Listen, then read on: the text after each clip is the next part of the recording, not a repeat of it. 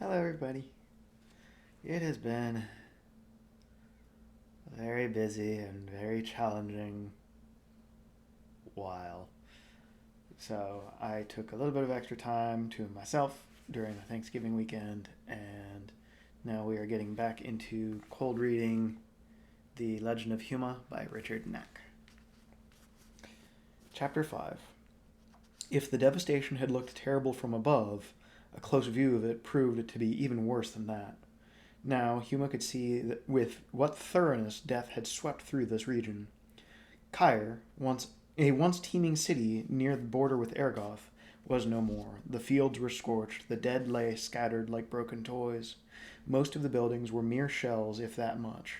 As the patrol swept round the city's east walls, or what was left of them, the stench of grisly decay rose. Huma prayed he would not lose control, and it gave him no satisfaction that several of the other knights looked sick. Renard rode on in seeming indifference. By the end of the day, their horses and their armor were covered with mud. Realizing that they would not reach the main force for hours and knowing of the treacherous paths ahead, Renard called for a halt at a dry location in the vicinity, along hard-packed earth that had once served as a country road. Behind them, they could make out curls of smoke rising from Caire.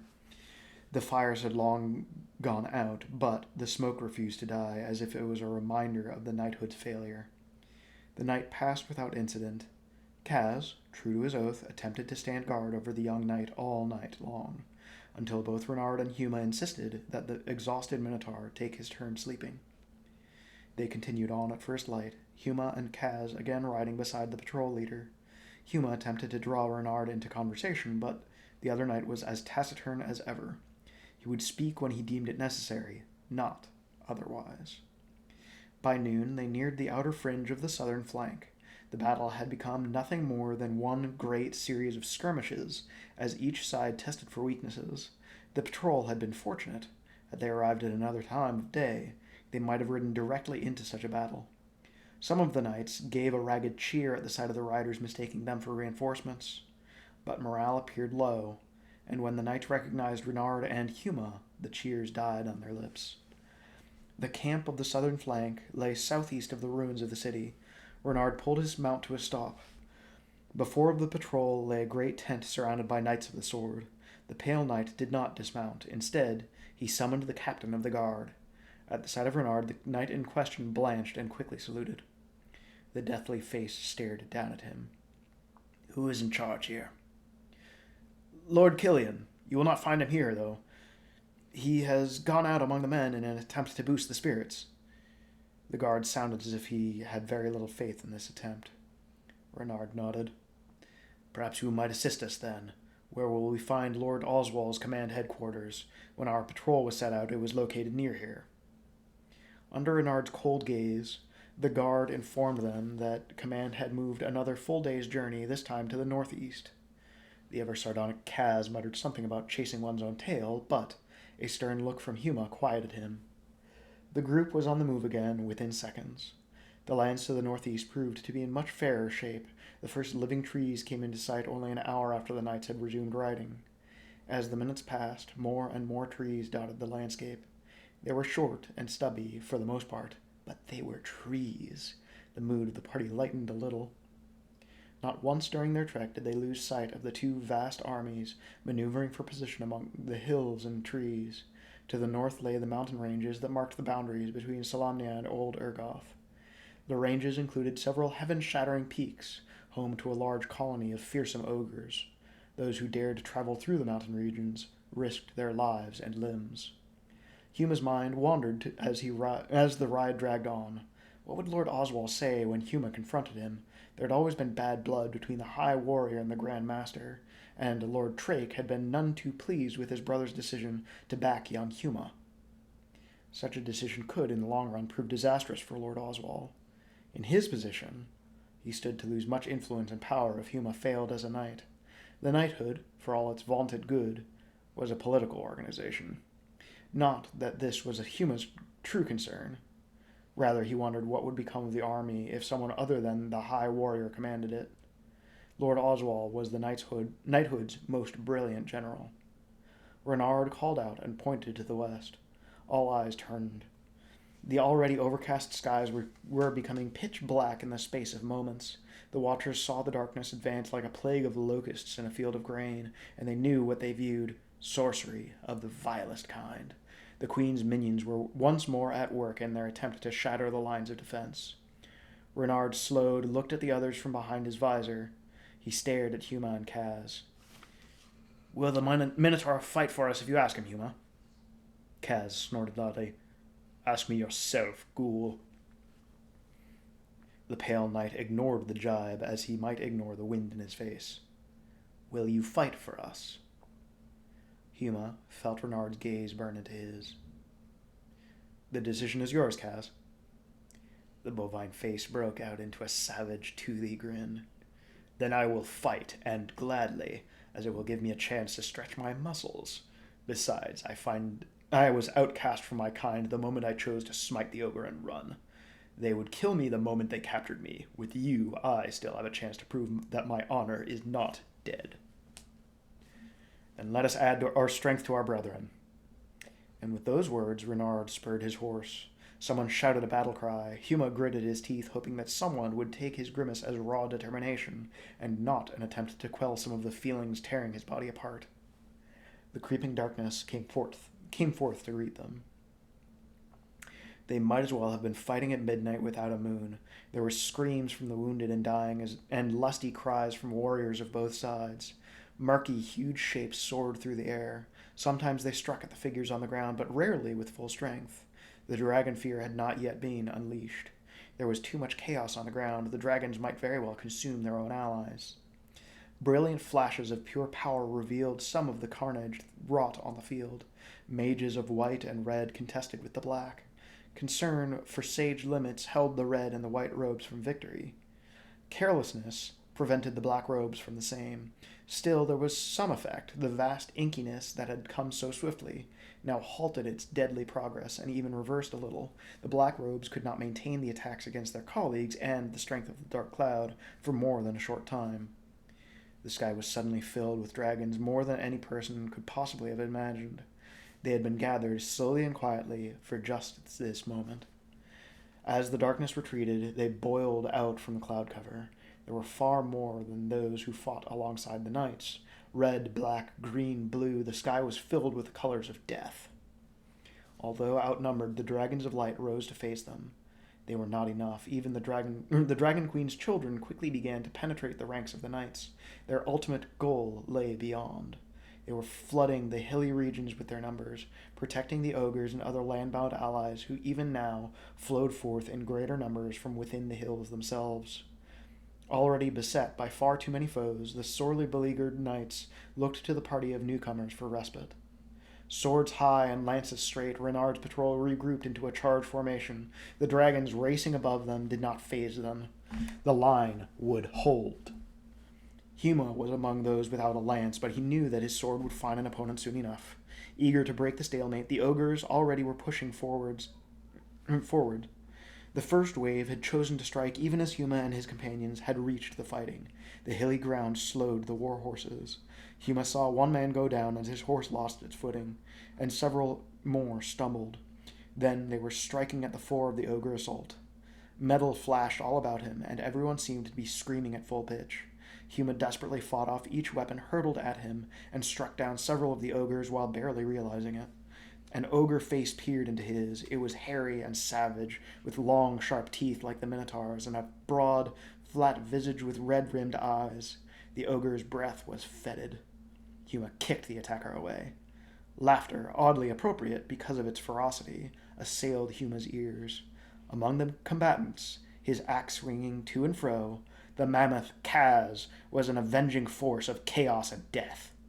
Each swing took its count. Bloodlust glittered in the hulking creature's eyes, and then Kaz was lost from sight as more ogres sought the young knight's life. An axe nicked Huma's leg. The only thing that saved him from losing a limb was that his strike had been first and true. The creature had been dead even as it retaliated. Shock, though, caused Huma to briefly lose control. He nearly dropped his sword and would have been cut down then and there if not for Renard. The tall knight was cutting through the enemy at a methodical rate. The ogres attempted to flee this killing machine. but Renard sought them out. Huma stared. At that moment there seemed little difference between the knight and the Minotaur. But even so, the charge was insufficient, and it looked as if the knights would be routed. Then more huge forms joined the battle, this time from Solamnek's side. Reinforcements had arrived. The ecstasy was brief. Another ogre hurled itself at Huma.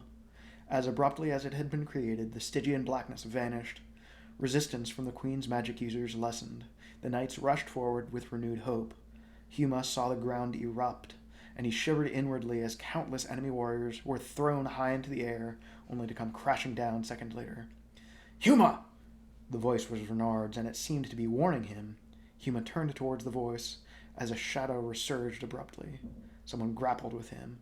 Huma succeeded in maneuvering his blade between them and thrust it through his adversary's throat. Huma turned his horse in the murk, seeking out his companions by hearing alone. It proved his undoing, for something heavy flew through the night and struck him soundly on the back of his helm. He crumpled forwards and slipped from his steed. Huma had not known death would be so beautiful nor kind. She reached forward and mopped his brow, then lifted his head slightly so as to allow him to drink a little water. The water cleared his head slightly, and he knew that he was not dead. The face above him was not death, but that of a young, beautiful woman with white, no, silver hair. The hair fascinated him so much that he attempted to reach out and touch it. To his surprise, the agony that this simple motion produced was enough to whirl him back into unconsciousness. Are you ever planning to wake up? Sorry. Are you ever planning to wake up? The gruff but concerned voice broke through the haze in Huma's mind. His eyes fluttered open and then shut tightly against the light. A little light shouldn't kill you, not after ogres and dragons failed too.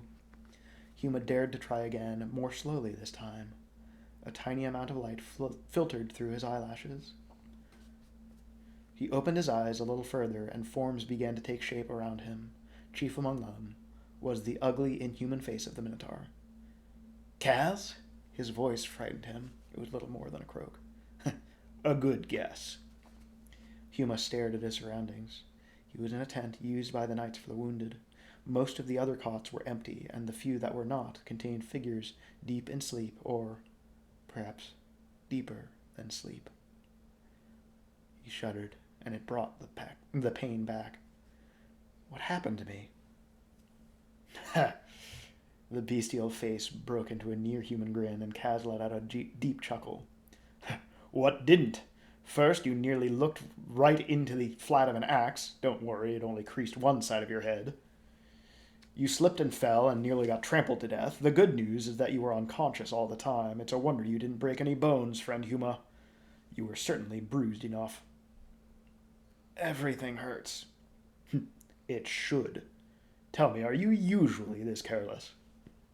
Huma smiled, but the smile, like everything else, proved to be painful. "He is awake." He turned his head quickly towards the melodious voice, forgetting the pain, and gazed on the vision from his dreams. The silverish hair swept about her head. She wore a gown akin to that worn by the healers of Mishakal, save that no medallion graced her smooth ivory-colored neck. The gown did not hide her feminine attributes, and Huma forced himself to look away before embarrassment ruined all. "Awake, alive, and in less pain than he thought, apparently," the Minotaur rose. "I shall leave you in the hands of this healer, Huma. While you have been resting, I have been put to work identifying what I can of my former master's battle plans." "They allow you freedom of the camp?" It was an astonishing gesture on the knighthood's part, if true. "Only as long as I am accompanied by 2 armed guards. They deigned to allow me to visit you privately." "You wrong us, Kaz." The man-beast shook his fearsome head. "No, I may wrong you and a few others, but I do not wrong the knighthood." Kaz stalked off without another word.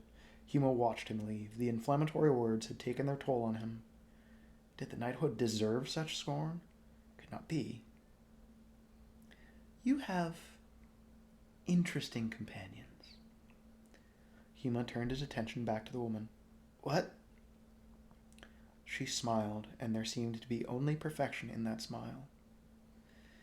Her lips were full and red, and above them, perfectly positioned, was a pert nose and 2 almond-shaped eyes. The eyes were like sunlight in color, a direct contrast to her glistening mane. Overall, she did not look quite human, and Huma suspected she drew much of her beauty from elven ancestors.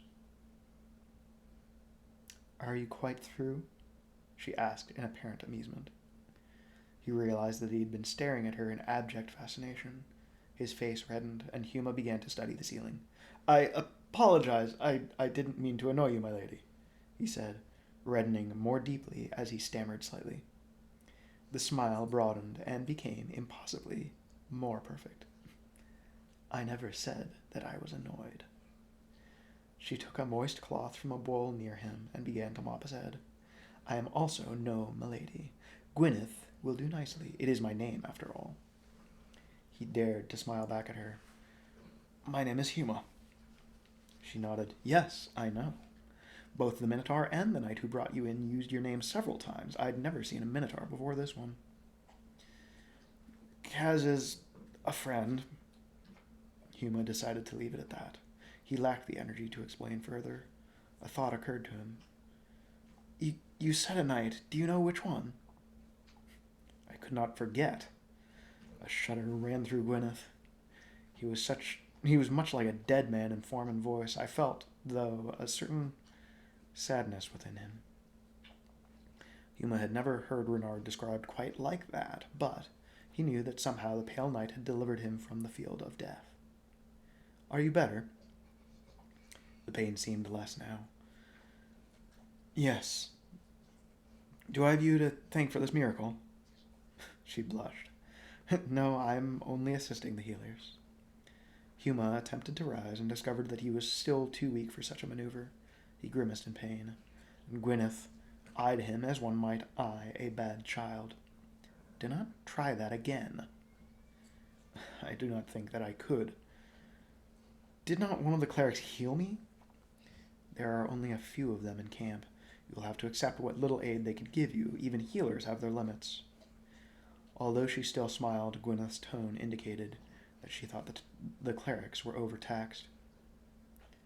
Where are we? In part of the westernmost woods of Solamnia.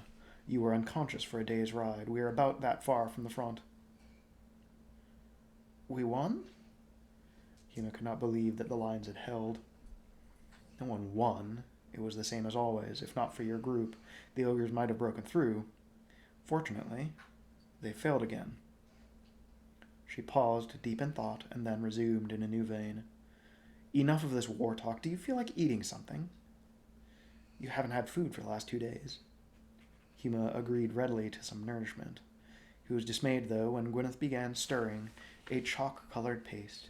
She looked up, saw his expression, and smiled pleasantly. The spoon came out of the bowl, and Gwyneth leaned down to feed some to Huma. He glared at the substance. It's not as bad as it looks, Huma. Taste some. Feeling like a child, he gingerly opened his mouth. It was true, he discovered. The paste tasted better than he had imagined. He forced himself to continue eating, more because he did not want to look foolish in her eyes than because of any desire for such food. Huma was quite pleased when the last of the stuff was gone.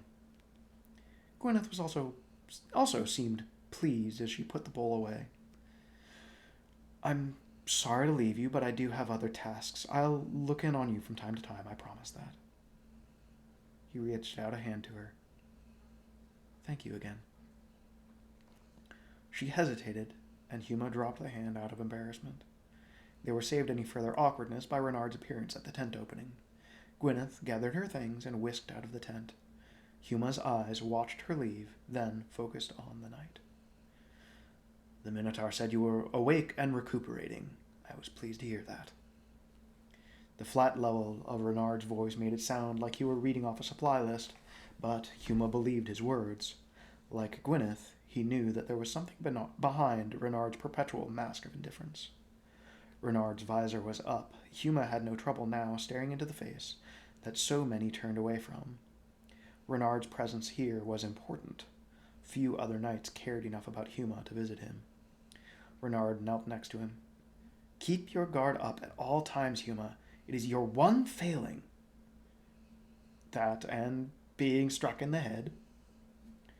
The thin lips pursed into a slight smile for only a moment. "Yes. You must put a stop to that as well. It could prove detrimental." Had he not known better, Huma would have taken that statement as serious. "What goes on? Gwyneth..." "The young woman?" Huma reddened. "Yes, she said that we were back at a stalemate once more?" Renard sighed and reached up to remove his helmet. The act revealed frost-colored hair plastered to his head. Renard was one of the few knights who chose not to sport the long, thick mustaches, but rather to go clean-shaven. He was also one of the few who kept his hair cut, short, well above his collar. No one questioned these decisions. Renard was Renard. For the moment, that appears to be where things are. Bennett claims this is a sign that victory is ours. He repeats over and over that the big push by Crinus has crumbled. No one has seen nor heard of Crinus since your brief battle with him. Bennett has even gone so far as to praise you in his own fashion. Praise me?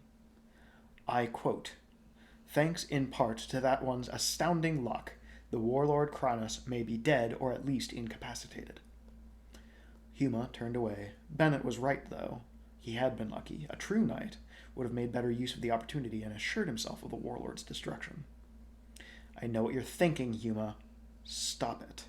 You are every part the knight that Bennett and his lapdogs are. More so, you've not lost sight of the true world." Renard lapsed into an uneasy silence as Huma turned back to him. "How long before they release me?" "When you are ready, and no sooner. There will be more than enough waiting for you when you're fit." "There will be more than enough waiting for you when you're fit." Lord Oswald, does he have anything to say?" Huma felt a tremor of fear. The elder knight was like the father Huma had never known. Renard stood and replaced the helmet on his head. He nodded. "The High Warrior wishes you the best and speediest of recoveries. He says he still has the utmost faith in your abilities." Which was the High Warrior's way of stating how proud he still was of Huma. It was a rare boost for the young knight's confidence. "Rest well, Huma. I will attempt to see you when I'm free." Renard departed, leaving Huma to his own thoughts. He wondered whether he would truly ever be a knight such as Bennett, Lord Oswald, or Renard. He thought of the evil warlord Crinus, and wondered if that dark figure would bother to seek personal vengeance on an insignificant person such as Huma. Something padded softly by the tent where Huma lay. Not a horse, more like a hound. A slight stench wafted to his nostrils. He heard something scrape against the wall, as if to test its strength. The light of the gray day allowed Huma only the vaguest glimpse of something. A cleric of Mishakel entered the tent to check on the conditions of the wounded. The form on the other side of the wall scurried away, nearly silent despite its sudden movements, and the odor quickly dissipated. "Cleric." The mere presence of the elderly cleric soothed Huma. The cleric was short and slightly rounded. There could have been no more than 24 hairs on his entire head. "I am Broderin. May I be of assistance to you?" Huma thought carefully before speaking. "Are there any wolves near the camp? Wolves or large dogs?" Broderin stiffened as if he expected some great beast to come lunging through the tent flaps. Then he regained his composure. "Wolves? Dogs? There may be a few of the latter, but not anyone near here. As for wolves," the cleric chuckled nervously, "a wolf among the ranks of paladins' knights? I think not. There are no wolves save those on the other side of the field, my son. Regrettably, most of them are the intelligent kind. Why do you ask?" "I thought I saw one." This sent the old man into another fit of anxiety. Though this voice was more or less steady, his eyes darted hither and yon, as if seeing wolves everywhere. You must be mistaken, my son, or perhaps you are suffering from delusions due to your wounds. Yes, that must be it. Are you positive?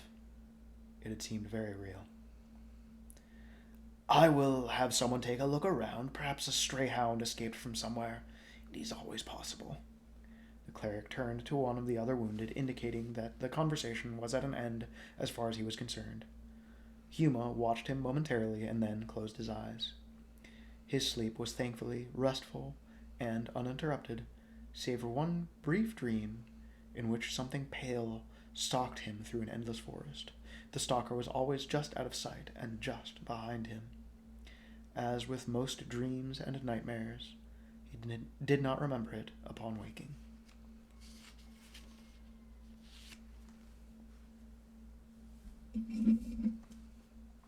Brought to you by Beverage.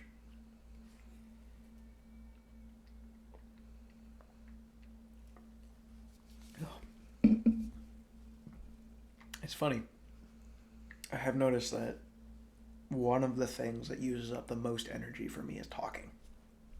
So it is always very important that I have a drink while I'm reading to you guys, because otherwise I will start getting shaky. So, Chapter 6. Huma stepped outside of the tent to view the camp for the first time. He did not know his exact location, but he could see that command had moved once again, nearer the border apparently. This close to Urgoth, the land was dotted more regularly with trees, healthy ones. For reasons that could only be guessed at, the ogres had been more careful about avoiding the destruction of the landscape near the mountains. It could hardly have been due to the beauty of the land. As far as anyone knew, the ogres were not the most appreciative of races when it came to beauty. In some areas, there were actual forest, tall, ageless trees that perhaps remembered quieter times, perhaps had even seen the first elves. Huma estimated that 200 to 300 knights were encamped in the general area. The men stationed here were a mixture consisting of personal guard of Lord Oswald, wounded knights in various stages of recovery, a few outriders who were assisting the knighthood with their knowledge of the region, and even a few mages to add to the clerics. The mages and clerics remained as far apart as possible. Mages distrusted most clerics as religious zealots, while the clerics, albeit more tolerant, still did not trust the independent ways of the magic users, who concentrated more on power than belief in the gods. No one really trusted the mages. That was why they were not allowed to carry arms. That left them vulnerable in at least one way. How are you feeling today? Huma's face lit up briefly, but he quickly masked it with an expression of brave seriousness. Gwyneth, a bucket in one hand, came over to him. Despite his best attempts, Huma could not help smiling. I am sick and tired of that tent, and more than happy to see the world, even if it is just a camp. She laughed gaily, and then suddenly became very serious. Will you be going soon? He nodded gravely. Renard had been to see him several times. Huma knew he was checking up on the young knight for Lord Oswald. If Huma hoped to keep his self-respect before the High Warrior, he would have to assure his readiness as soon as possible. The wind picked up and blew some of the long, thick locks into Gwyneth's face. She brushed back the hair and appeared to be about to say something when a familiar, hulking figure came into view, escorted by 2 knights of the sword. Huma! Kaz came up and attempted to greet his one true human friend with a hug that would have sent Huma back to the tent with 3 or 4 broken ribs. Huma succeeded in sidestepping the Minotaur and, therefore, ended up with only a bruised shoulder where Kaz slapped him with pleasure. It had been 4 days since Huma had last laid eyes on Kaz. As Lord Oswald's trust in the Minotaur increased, the latter's counsel was becoming more and more important. The knighthood had been battling ogres for years, but knew very little about them. Kaz, raised under the oppression of his cousins, knew all too well. Gwyneth, Huma said, remembering the woman, but turned towards her too late. She had vanished. The Minotaur was more perceptive than his appearance would indicate. Have I come at an inopportune time? You have my apologies if I intruded. Huma waved off the apology. I should apologize to you. It is good to see you, Kaz. One of my best characters I ever made in a D&D game was Chaz the Minotaur, based off of Kaz, but dumber. I had no idea that your kind could ask so many questions, and over I have been drained of all knowledge, yet still they press for more. They're desperate, Kaz. We want to break... Huma cut off as a tall figure clad in crimson robes and cowl made his way past them with no acknowledgement whatsoever. The face was narrow and bony, and the man reminded Huma of a fearsome instructor he'd once had during his early days as a squire. The Minotaur's eyes followed the red-robed figure. The mages are extremely nervous. I can smell their fear. It sickens me on occasion. Huma found he had to favor his left side a little. He was not yet fully recovered. What frightens them? The unknown.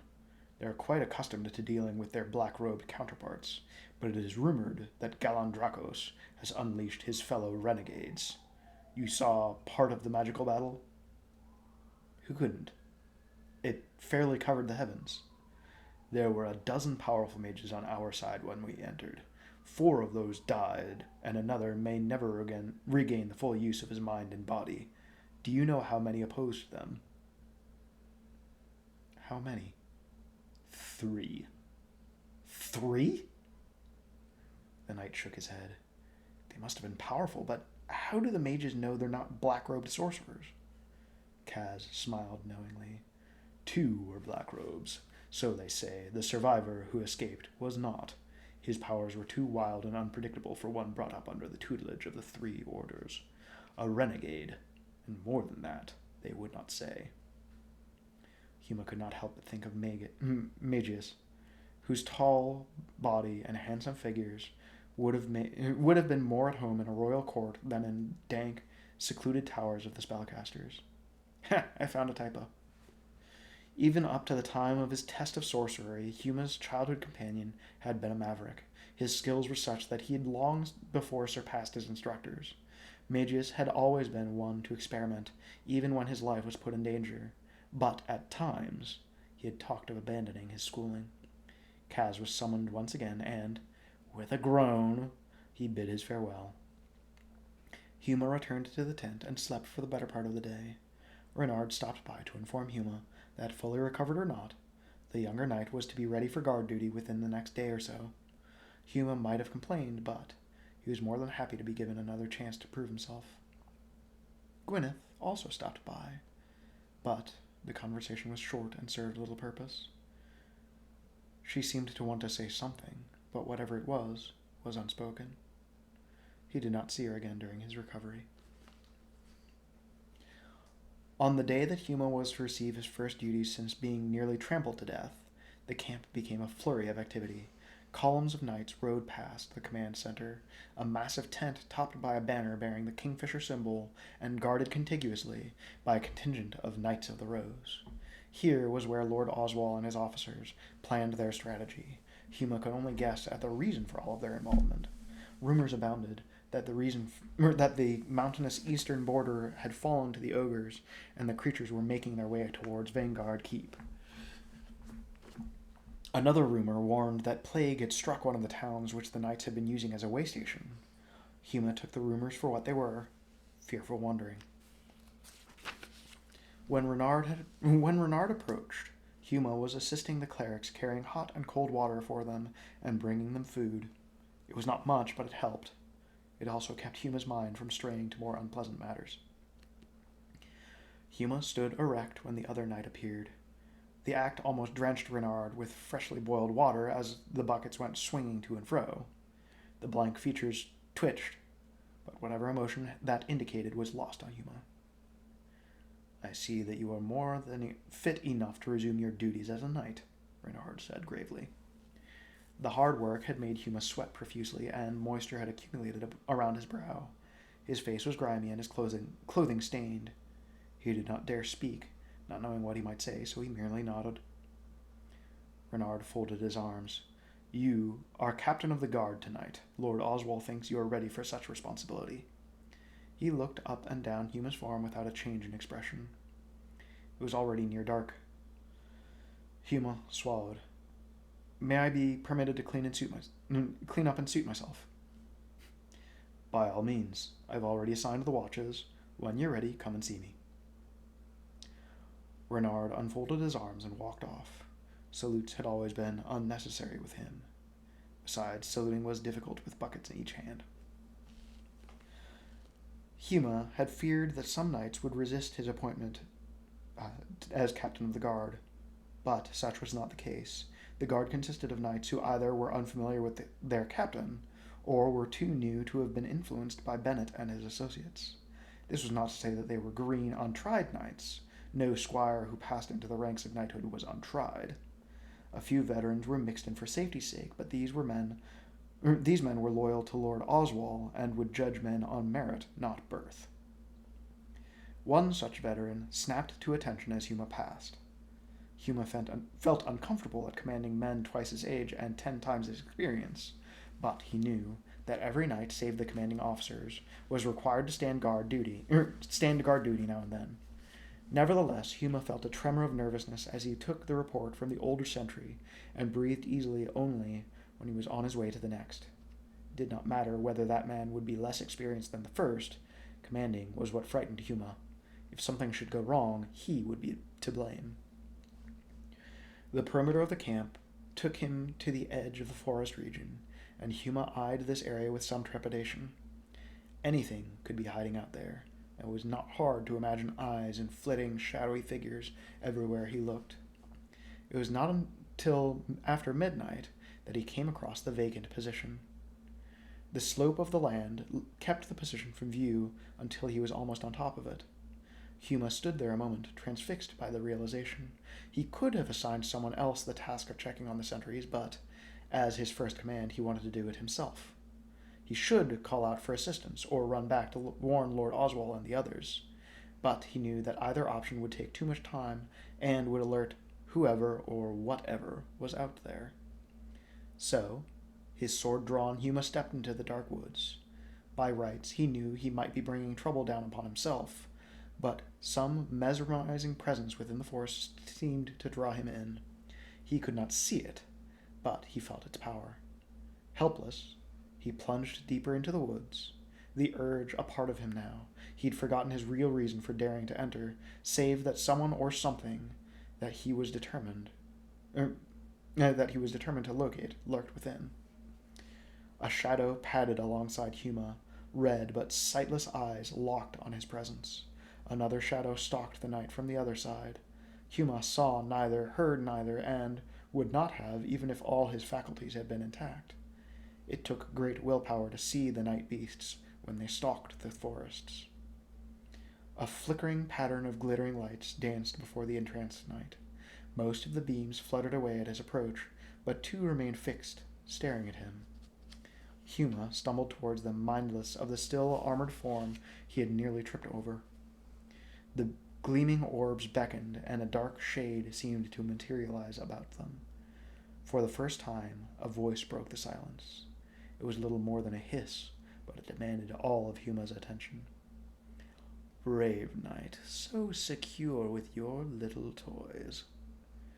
The form shifted to the side a little. Huma's eyes followed obediently. The shadowy figure seemed to examine its catch.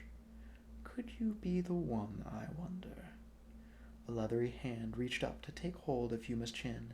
His head was turned left and right, although the knight's eyes never left those of his captor. Oh, yes. Dracos will be pleased. Even the warlord will be pleased. It cannot be coincidence.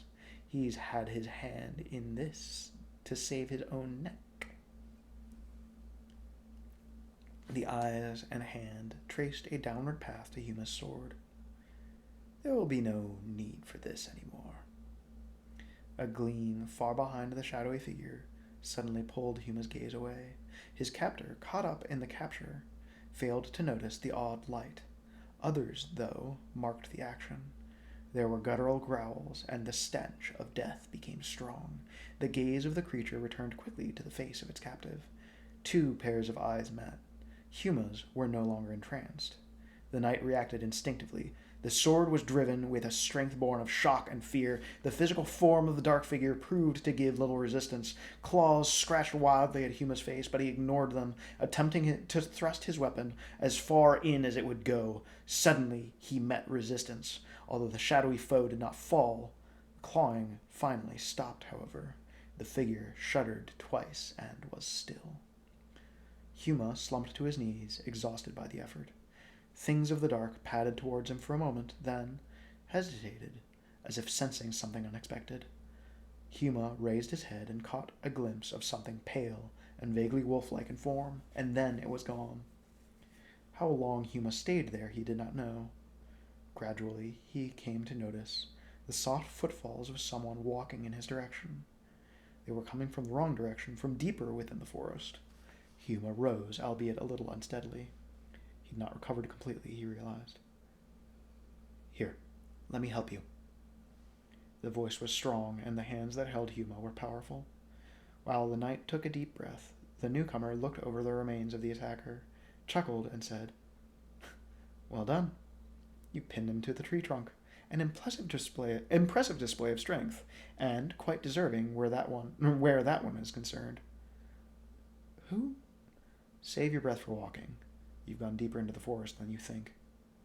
As they walked, Huma dared cast a wary eye towards the newcomer. He was tall, this stranger, and clad in extravagant, well-made clothing. Elegant gold locks of hair gave him a look of a regal lion.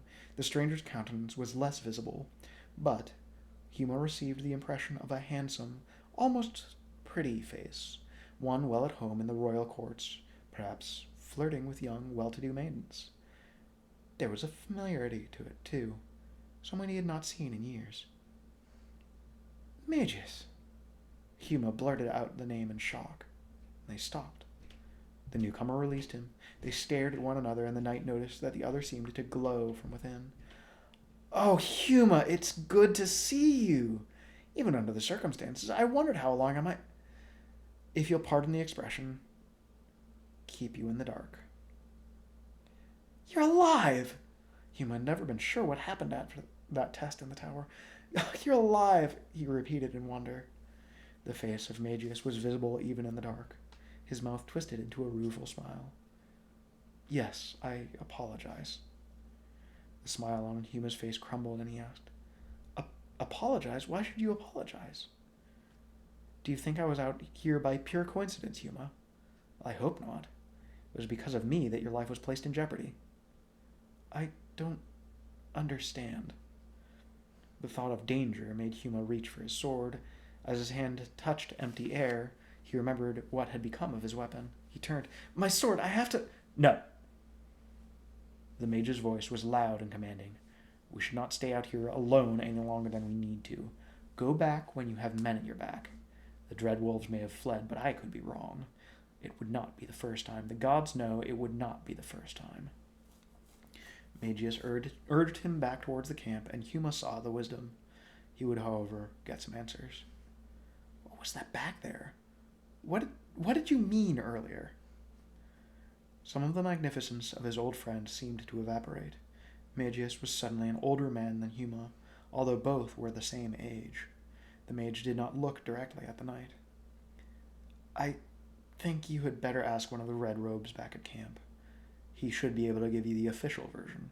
"Are you in some kind of trouble?" "Trouble of the sort which I will be sure to lead away from you now.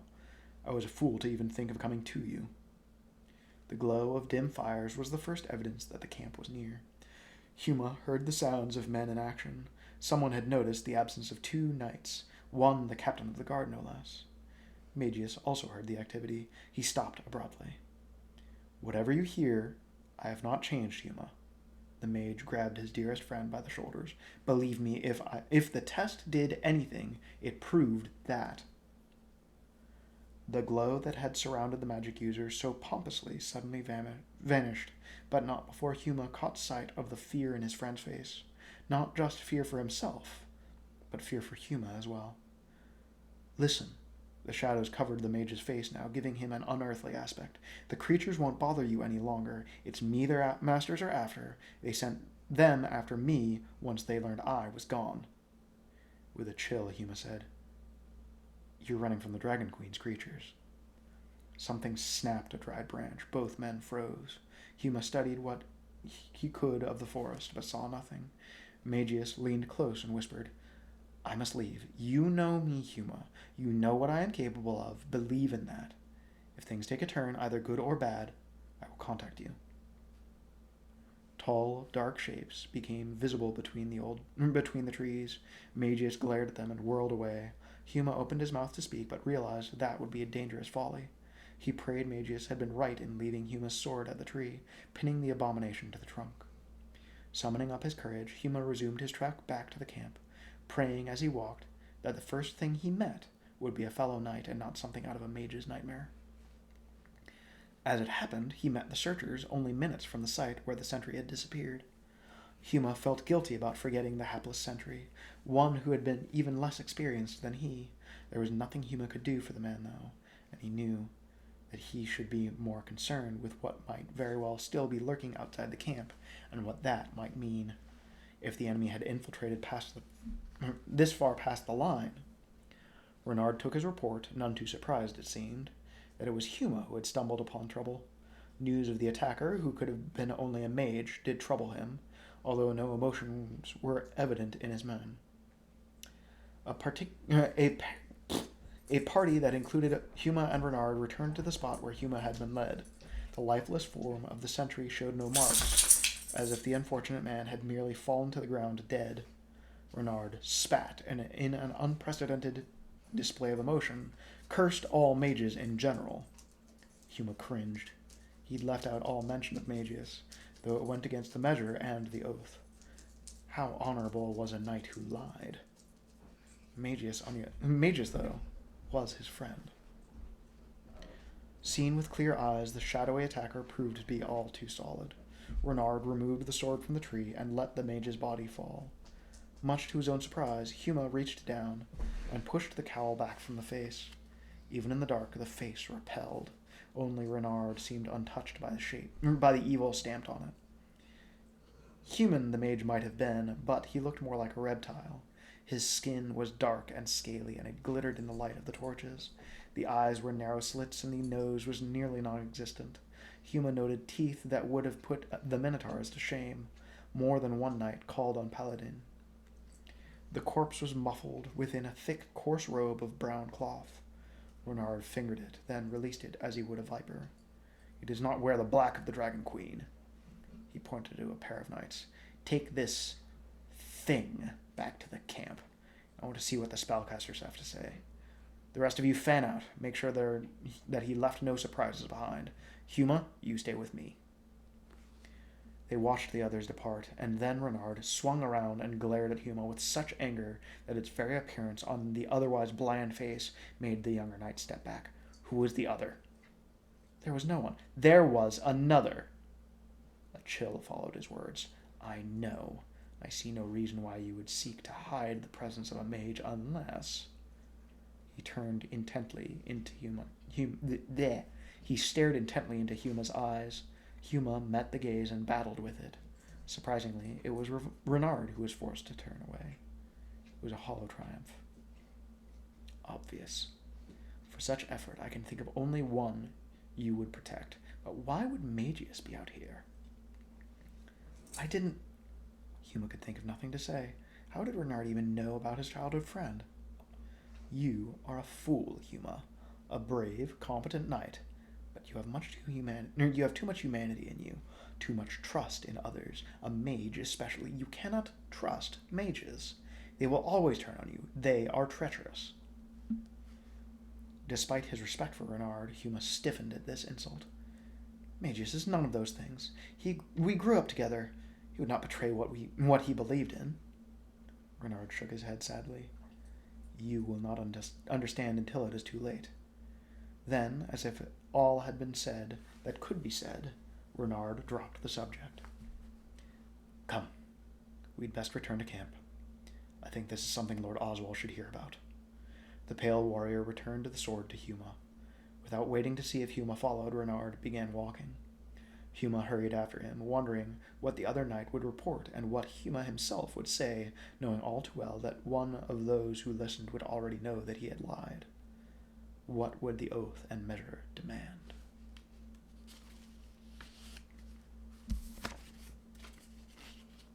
So, page 76.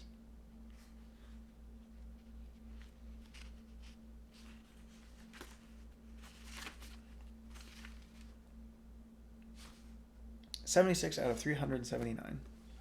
So we are a little bit under a quarter of the way done. So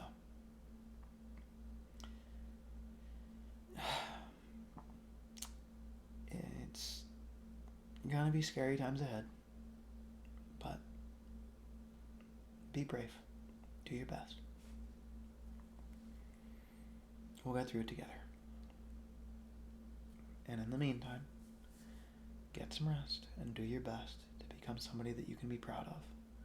And if people can hate without knowing, then I can love you for absolutely no reason. So, sleep well, dear.